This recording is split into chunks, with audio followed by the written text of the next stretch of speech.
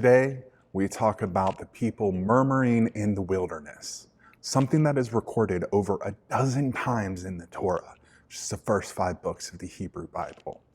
How are we to take this murmuring? Are we to shake our heads and cluck our tongues with moral superiority? Or are we supposed to see ourselves?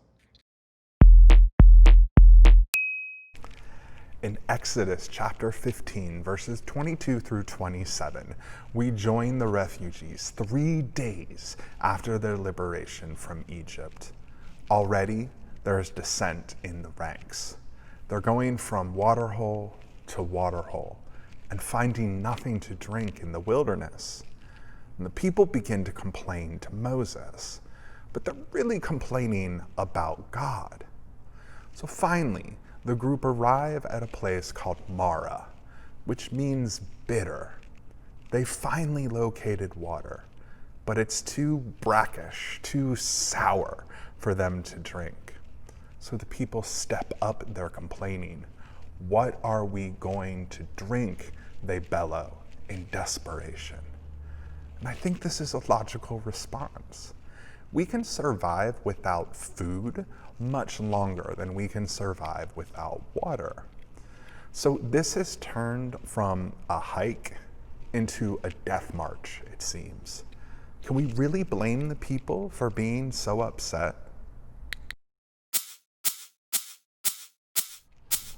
Moses, as we will see him do throughout his life, acts as an intermediary between God and the people.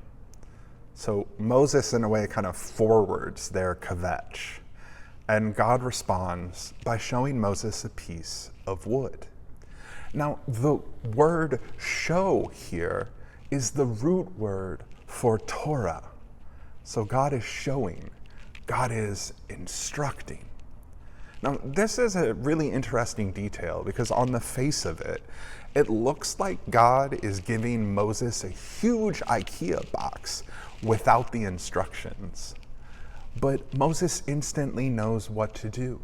He tosses the wood into the bitter waters and makes them palatable to drink. There's a lot of debate about the identity of this wood. It could be a gurkud bush, which has sweet berries and often grows around bitter waters. Or it could be an elva bush, which is related to the hawthorn bush. The truth is, we will never really know. But there is an important truth in this passage. For every human ailment or predicament, there is an answer or a solution to be found in creation. So God shows Moses, who in turn acts with the knowledge of his surroundings. So essentially, God helps Moses make tea.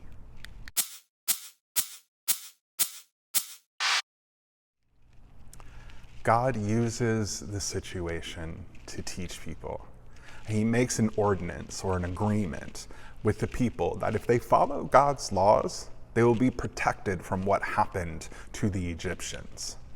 Just as when God first spoke to Moses in Exodus 3, saying that deliverance from Egypt will be the sign that God is who God says God is, I Am delivers the people to Elim.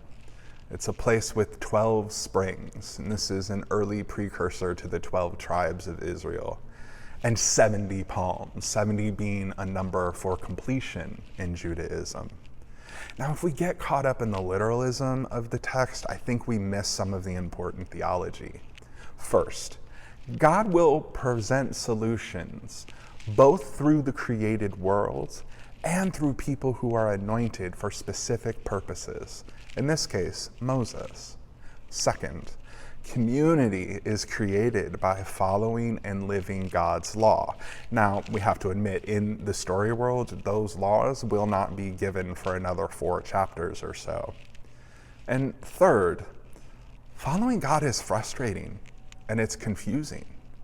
The passage calls for us to investigate our own murmuring and to turn inward to see how God calls each of us to remember what God has done in the past and act on our faith that God is still speaking.